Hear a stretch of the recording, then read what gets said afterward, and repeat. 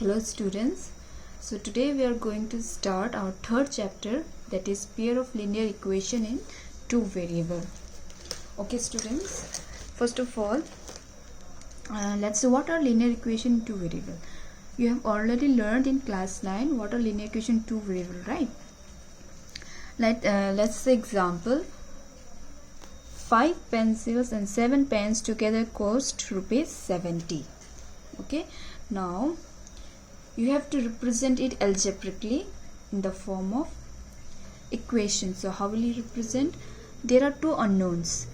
What are the unknowns? Two unknowns are cost of the pencil,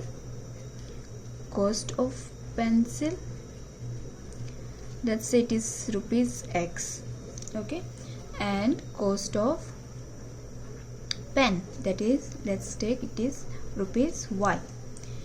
That is unknown here. The unknown, we call it variable. And how many unknowns are here? Two unknowns are here. That's why it is two variables. Okay. Now, if you want to make it in equation, how will it will look like? So 5 pencils, so it will total cost 5x, right?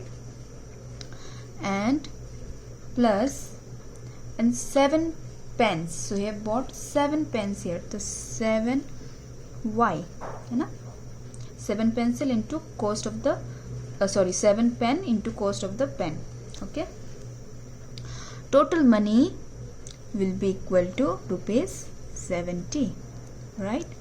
So this will be your equation, right? And why it is called linear? Do you know why it's called linear? It's called linear because we have already learned how to solve this equation graphically. When we solve this equation graphically by finding the solutions of x and y, something like if x is 0, here then buy any pencil, then automatically value of y will be 10, right? Like that, if you put the value of x and y, then what you will get in the graph, then you will get straight line.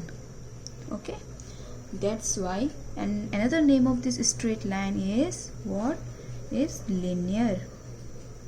Another name of straight line. Okay, so that's why this kind of equation is called linear equation, because when we represent it graphically, then we get a straight line. ठीक है, जब भी हम graph में represent करेंगे तो हमको कैसा दिखेगा? ये स्ट्रेट लाइन. दैट्स वाई हम इसको क्या कहते हैं? लिनियर इक्वेशन कहते हैं. ठीक है, that's why linear equation in two variable. Okay, क्योंकि हमारे पास दो अननोन है, दो वेरिएबल्स है. तो ये हो गया हमारा introduction to linear equation two variable. अब हमको पता है कि हमको अब x और y का वैल्यू जब निकालना है, सो यहाँ पे तो हमको बहुत सारे वैल्यूज मिल सकते हैं, राइट? इसीलिए जैसे कोई भी हम लिनियर इक्वेशन ले रहे हैं, अगर x प्लस, सिंपल से मैंने ले लिया x plus y equal to 4, ठीक है, तो यहाँ पे मेरे को सॉल्यूशंस निकालना है x एंड y का. तो देखो x की जगह में अगर मैं 0 पुट करूँगी तो y कितने को 4 डालना पड़ेगा? 4, राइट? अगर फिर मैं y के जगह में 0 डाल रही हूँ तो ये बराबर करने के लिए x का वैल्यू मेरे को कितना डालना होगा? 4. वैसे बहुत सारी इक्वेशन है. अगर मैं ये x का वैल्यू 2 डालूंगी तो यहाँ पे भी 2. तो इन्फिनाइटली मैनी सोल्यूशन मिल रहा है कि नहीं मेरे को? इन्फिनाइटली मैनी सोल्यूशन मिल रहा है मेरे को. ठीक है, बट ऐसे केस में जब मेरे को जानना है कि कितना प्राइस रहा होगा एग्जैक्ट, तो तब मेरे को क्या ज़रूरत होगा क्लास? एग्जैक्ट मेरे को अगर कॉस्ट पता करना है कि एग्जैक्ट पेंसिल का कॉस्ट क्या है, एग्जैक्ट वाई का पेन का कॉस्ट कितना है, तो मेरे को क्या ज़रूरत होगा? एक्स एंड वाई का वैल्यू एग्जैक्ट वैल्यू निकालने के लिए मेरे को चाहिए टू इक्वेशन. ठीक है, सो हमको चाहिए दो इक्वेशन, जिसकी यहाँ पे मेरे को ओनली वन इन्फॉर्मेशन, बस एक इन्फॉर्मेशन दिया हुआ है कि ये दोनों का वैल्यू 4। अगर मेरे पास दो इन्फॉर्मेशन दिया होता कि x माइनस वाई का वैल्यू चलो मान लो 2 है, दो इन्फॉर्मेशन मिल गया है ना, एक इन्फॉर्मेशन दो इन्फॉर्मेशन, तो वैसे अगर इसमें भी मेरे को दो इन्फॉर्मेशन मिला होता, अगर बोलता 2 पेन और 3 पेंसिल का प्राइस इज़ 50, तो दो इन्फॉर्मेशन मेरे को मिल गया होता है ना। तब अगर दो इक्वेशन मिल गया होता तो हम इजीली x एंड y का वैल्यू पता कर लेते, ठीक है। सो दैट्स वाई हमको to find the value of x and y we are having here pair, दो इक्वेशन हम ले रहे हैं, pair of linear equation in 2 variable, ठीक है। To find the value of x and y, या तो इसको हम दूसरा नाम भी दे सकते हैं क्या फाइंड करने के लिए, टू फाइंडिंग द सॉल्यूशंस भी बोल सकते हैं, ठीक है। सॉल्यूशंस मतलब x एंड y का वैल्यू पुट करेंगे तो मेरे को 70 मिल जा रहा है, ऐसा टाइप का, तो this are the solutions also, find the solutions of equation भी बोल सकते हैं, इक्वेशन का सॉल्यूशन निकालो भी बोल सकते हैं, okay okay. So that's it, okay. तो ये हमारा इंट्रोडक्शन था, ठीक है। तो हम बेसिकली इस चैप्टर में क्या करने वाले हैं, हम देखेंगे कि हम x एंड y का वैल्यू कैसे कैसे निकाल सकते हैं, ठीक है। डिफरेंट टाइप्स ऑफ मेथड्स से x एंड y वैल्यू निकालने का, बट जैसे हमने कहा कि दो वेरिएबल को निकालने के लिए हमको कितने इक्वेशन चाहिए, दो इक्वेशन चाहिए, ठीक है। तो हमारे पास इस चैप्टर में पेयर ऑफ लीनियर इक्वेशंस मिलेंगे जिसको हमको डिफरेंट मेथड से सॉल्व करना होगा, okay okay class. Now will see graphical representation and algebraic interpretation of pair of linear equation to variable. अब हम देखेंगे कि जो पेयर ऑफ लीनियर इक्वेशन को हम ग्राफिकली रिप्रेजेंट करेंगे तो कैसा दिखेगा, मतलब ग्राफ में बनाएंगे दो लीनियर इक्वेशन तो कैसा दिखेगा, और अलजेब्रिक हम इसको कैसे इंटरप्रेट करेंगे, ठीक है। So we are having two general form of the linear equation, ठीक है। इसको जनरल फॉर्म में लिख दिया हमने, ठीक है, a1x plus b1y plus c1, और यहाँ पे भी, ठीक है। इसमें 3 केसेस बन सकते हैं, ग्राफ जो है 3 केसेस बन सकता है, या तो वो दोनों जो दो लाइंस को हम ड्रॉ करेंगे वो या तो कहीं ना कहीं जाके मीट होंगे, राइट, या तो वो ग्राफ हर जगह मीट करेंगे, मतलब इन्फिनाइटली मैनी सोल्यूशन होगा वहाँ पे, है ना, हर जगह पे मीट कर रहे होंगे, या तो फिर वो मीट ही नहीं करेंगे, पैरेलल, दो लाइंस क्या होंगे, पैरेलल होंगे। ये 3 केस हो सकते हैं, और कोई केस तो नहीं, राइट। सो ये 3 केसेस पॉसिबल है जब हम दो लाइंस को ग्राफ में रिप्रेजेंट करेंगे, okay. So there are 3 cases. So ये 3 केसेस को भी हम डिस्कस कर लेते हैं अलजेब्रिक इंटरप्रिटेशन करके इसका, ठीक है। मान लो with the help of example, पहला केस हम देखते हैं, एक इक्वेशन है हमारे पास x plus y equal to 2, okay. ये एक इन्फॉर्मेशन दिया हुआ है हमको, ठीक है। दूसरा इन्फॉर्मेशन मेरे को बोला है 2x plus 2y equal to 4, ठीक है। Now look at this carefully, in the second equation अगर मैं 2 को कॉमन ले लूँ तो यहाँ से क्या मिलेगा मेरे को, 2 कॉमन ले लिया तो ये मिल जाएगा, 2 कॉमन हो गया है, तो फिर यहाँ से 2 कट जाएगा तो 4, तो अगेन मेरे को क्या मिल जाएगा, x plus y equal to 2 ही मिलेगा, राइट। 2 को मैंने कॉमन ले लिया तो यही मिलेगा मेरे को, x plus y equal to 2। It means ये जो इन्फॉर्मेशन दिया है ये लग तो रहा है मेरे को दो इन्फॉर्मेशन, बट दिस व्हाट, ये सेम ही इक्वेशन है, सेम इक्वेशन है, मतलब एक इन्फॉर्मेशन दिया है मेरे को, ओनली 1 इन्फॉर्मेशन दिया है।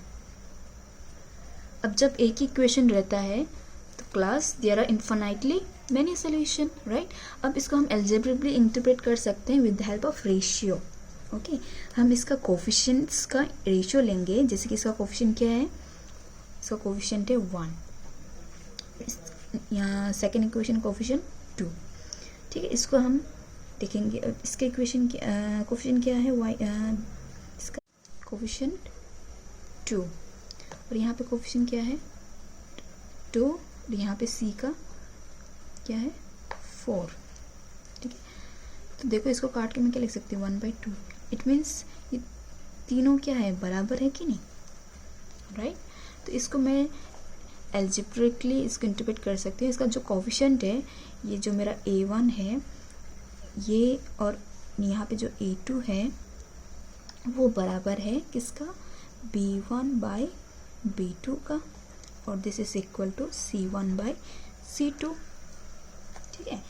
तो हम विदाउट ड्राइंग ग्राफ, बिना ग्राफ बनाए बिना भी हम बता सकते हैं with the help of this ratio, ठीक है। इस रेशियो से हम बता सकते हैं ये ऑल इक्वल, इट मीन्स जो ये ग्राफ बनेगा क्योंकि ये सेम लाइन है तो इसका ग्राफ कैसा बनेगा, क्योंकि सेम लाइन इक्वेशन है ना, it means line will be same line है तो इट विल कॉन्साइड, हर जगह हर पॉइंट पे ये क्या होगा कॉन्साइड करेगा दिस टू लाइन्स, है ना। तो एल्जेब्रिकली हम इसको ऐसे with the help of ratio हम बता सकते हैं this line is what, this line have, हम इससे 3 चीज़ें बता सकते हैं क्या क्या कि इस लाइन का क्या होगा। पहले तो ये लाइन कैसा होगा, ये लाइन होगा, line will be sorry this is line is कैसा लाइन होगा, या लाइन्स आर कोइंसिडेंट मतलब मिल जा रहे हैं, ओके। दूसरा इन्फॉर्मेशन क्या मिलेगा, अब जब सिंगल इक्वेशन रहते हैं तो क्या रहता है, सॉल्यूशंस कितने रहते हैं, इनफाइनाइट रहते हैं, बहुत सारे, इनफाइनाइटली मैनी सॉल्यूशंस रहते हैं, ठीक है। सॉल्यूशंस, चलो दिस इज सॉल्यूशंस, ओके। और थर्ड इन्फॉर्मेशन क्या मिलता है हमको, थर्ड इन्फॉर्मेशन मिलता है कि कितने सॉल्यूशंस तो पॉसिबल है, देयर इज सॉल्यूशन। तो जब सॉल्यूशंस पॉसिबल होते हैं, जब सॉल्यूशंस हैव सॉल्यूशंस, तब हम उसको दूसरा नाम दे सकते हैं। हैव सॉल्यूशंस को हम बोलते हैं, क्या बोलते हैं, consistent. जब solutions are present then we call it consistent, okay, there is consistency, okay।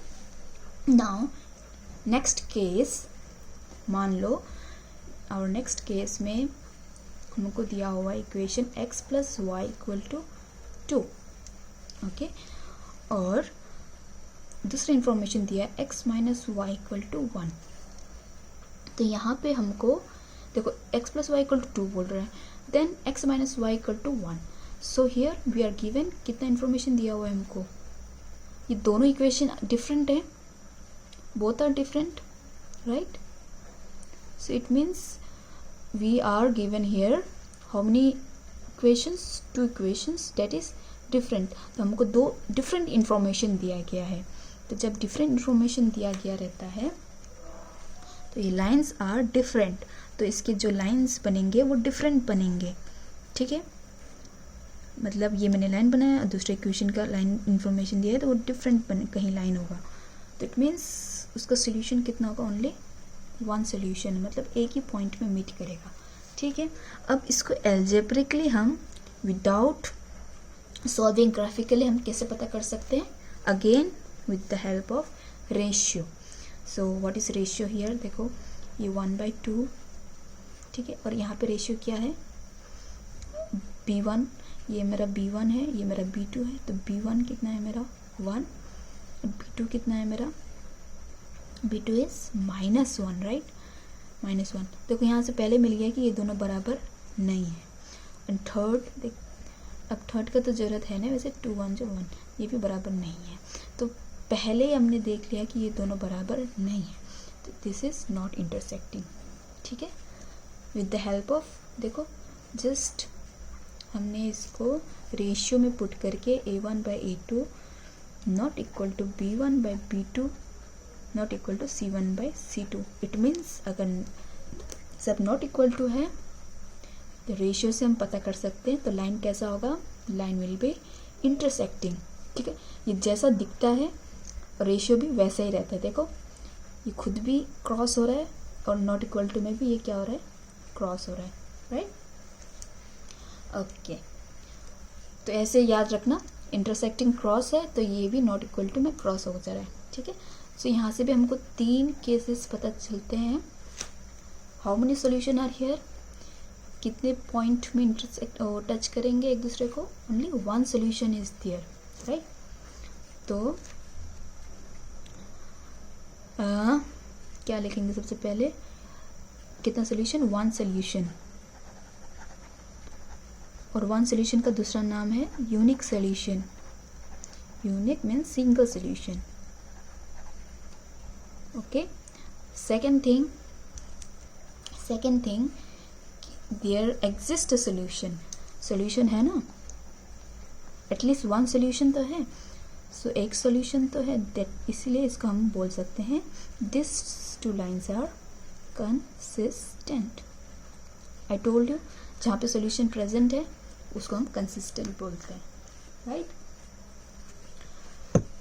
Okay, now third case, what is our third case, जब लाइन पैरेलल, तो उसके केस में क्या होता है, देखो, मतलब नो सॉल्यूशन, कहीं टच नहीं होगा। इसका इक्वेशंस कैसा होगा, देखो, x plus y equal to 2, एक इन्फॉर्मेशन दिया हुआ है तुमको कि x प्लस वाई 2 है, ये बोल दिया, ठीक है। अब दूसरा इक्वेशन में तुमको बोल दिया कि x प्लस वाई का वैल्यू 10, ठीक है। 2 इन्फॉर्मेशन तो दिया है, 2 information given, but they are giving wrong information. कैसे रॉन्ग, पहले बोल रहे हैं x प्लस वाई 2 होगा, फिर x प्लस वाई भी 10 होगा, ऐसे कैसे पॉसिबल है, राइट।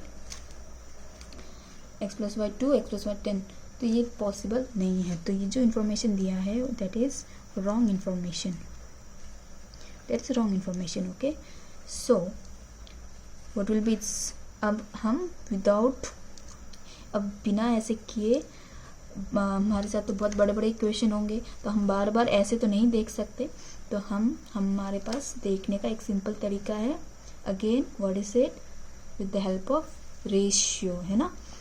बड़े बड़े जब इक्वेशन आएंगे तो हम easily with the help of ratio हम देख सकते हैं। चलो इसका क्या है, देखो, कोफिशिएंट, ये a1 a2, ये b1 b2 c1 c2, तो 1/1, देन दिस इज ऑल्सो 1/1, तो ये दोनों तो बराबर हो गए, but here is 2/10, that is 1/5, which is not equal to, ठीक है।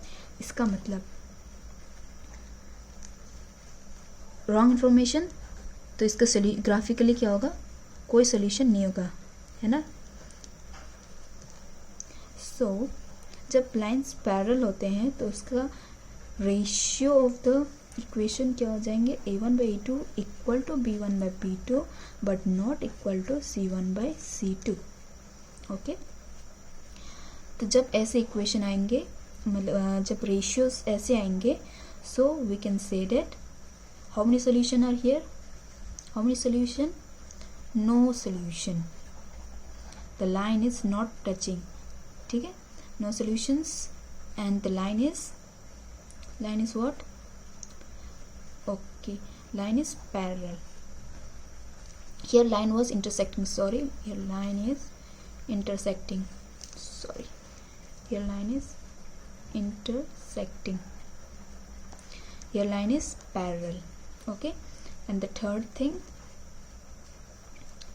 no solution is here, है ना, कहीं मीट नहीं कर रहे तो सोल्यूशन भी एग्जिस्ट नहीं होगा, और लाइन कैसा है, पैरेलल है। और तीसरा इन्फॉर्मेशन हम क्या बता सकते हैं, देयर हैज सोल्यूशन और नॉट, नो। सो जब सोल्यूशन नहीं होते हैं तो हम उसको क्या बोलेंगे, इनकंसिस्टेंट, तो नो सोल्यूशंस, तो नो सोल्यूशंस वाले को क्या बोलेंगे, इनकंसिस्टेंट, ओके। सो यही है, तो हमको इस चीज़ का बहुत ध्यान रखना है, ठीक है। ये जो रेशियो है, अगर सब इक्वल हो जा रहे हैं, all the ratios are equal of the equation, then the line is consistent, okay, कंसाइड करेंगे। और पहले ये नॉट इक्वल टू हो जा रहा है तो ये नॉट इंटरसेक्टिंग, और जो तीसरा केस बचा हो गया तुम्हारा पैरेलल लाइंस।